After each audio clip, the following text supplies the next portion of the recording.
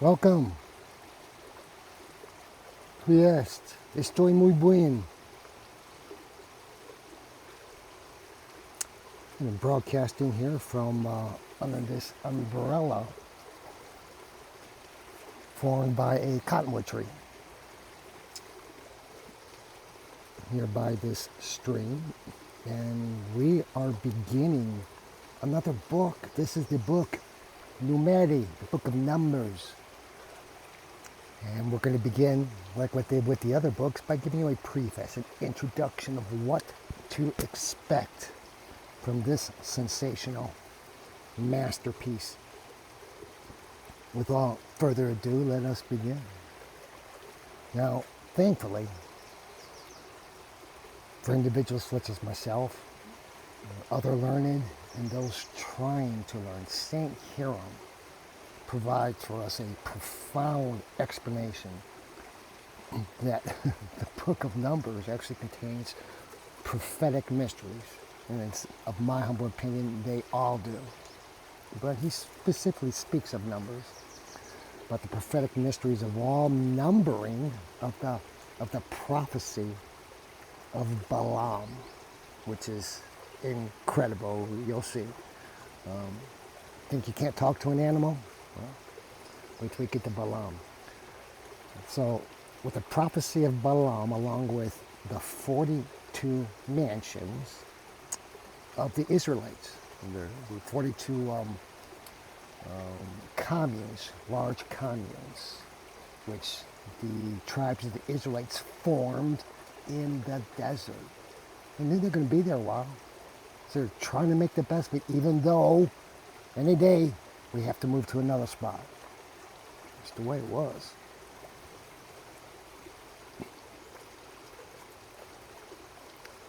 Which mystical sense this phenomenal doctor, along with Hiram, along with Augustine and their fathers, they gather of the literal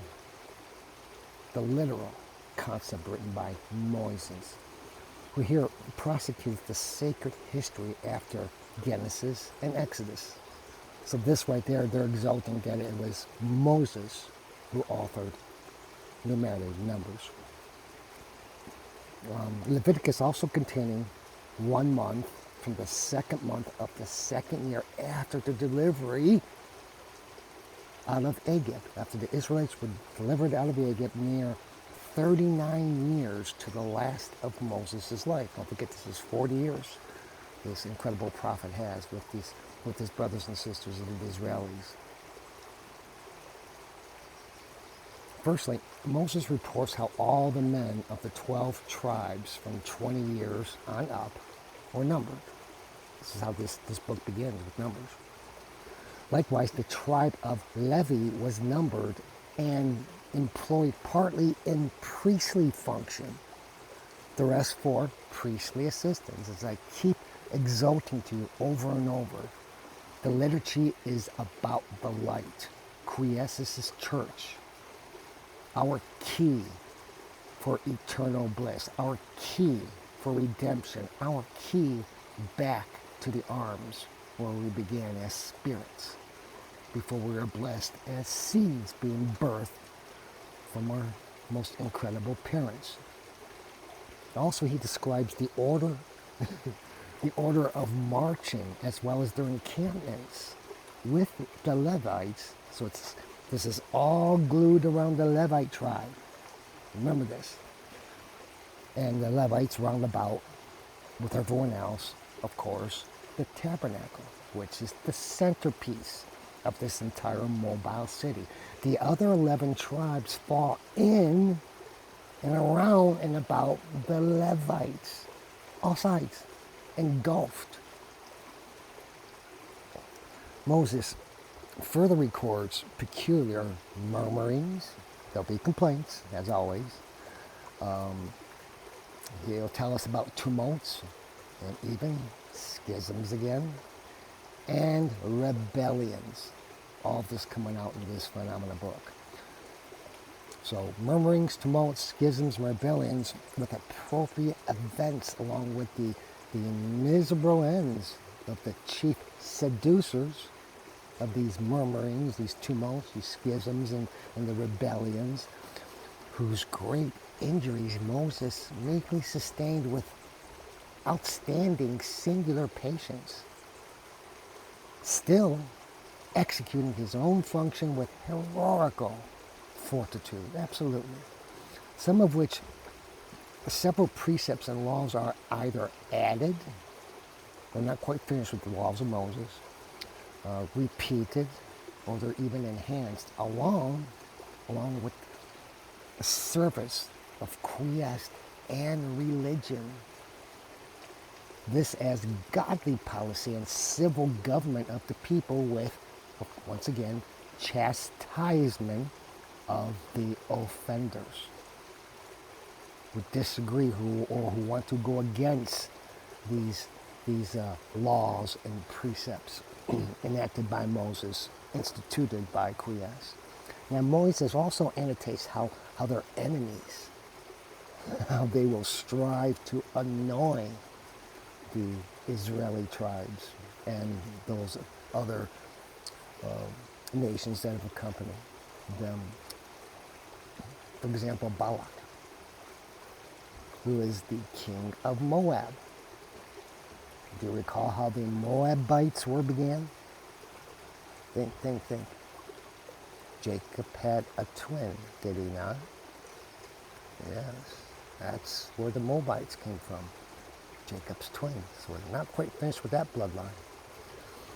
So Balak procures Balaam the sorcerer, which this prophecy comes from Balaam, believe it or not, a sorcerer, a soothsayer, so much as in him lay to curse them all, yet, all in vain. However, by carnal fornication, many were drawn to the spiritual side of this, both which being punished, Quies again prospered his people in several encounters and battles against these infidels. All of this together reveals that the wicked life certainly draws to idolatry, which you see here today. So many people call themselves Christians, maybe will attend the Mass, but when they go back to work, it's money. You don't think that's idolatry? When you're putting money above everything, you're worshiping this, you're trouncing people for this to gain.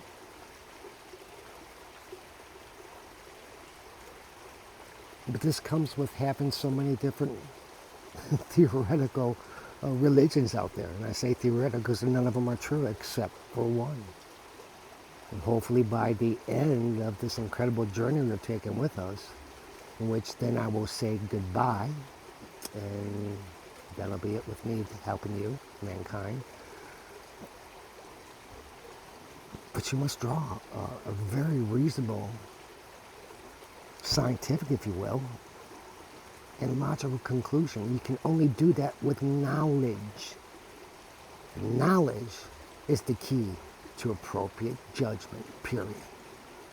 You could ask yourself with judges in industrialized nations, wow, that's supposed to be a person who can judge, but some judges can't even identify between sexes what a male is, what a female is, and that's a judge.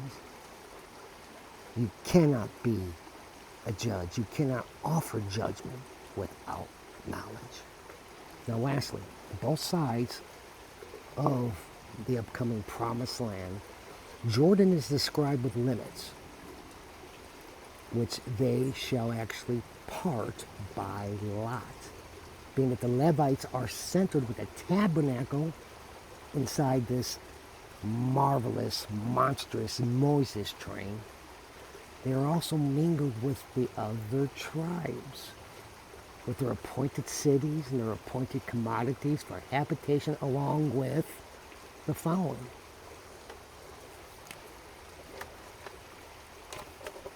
Firstly, tithes.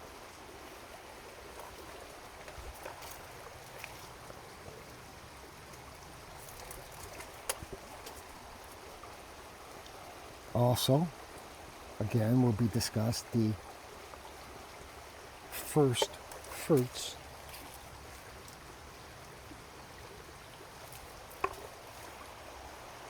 Thirdly, are the oblations.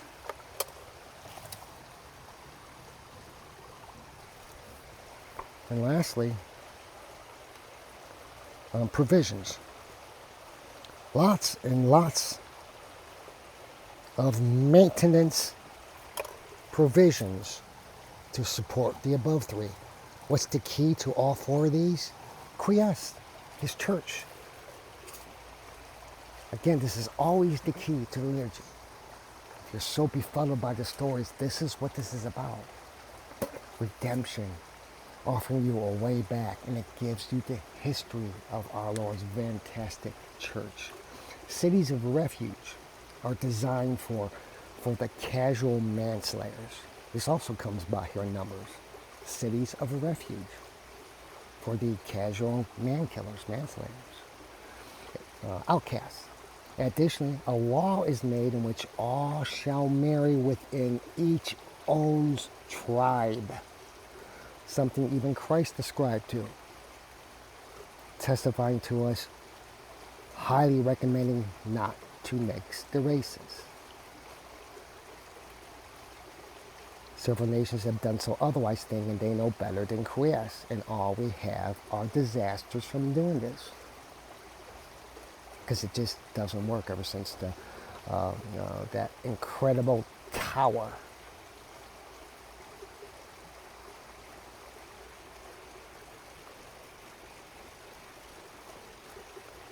These laws, especially as far as marrying the tribes, why was this done? This was done in order to avoid confusion of inheritances.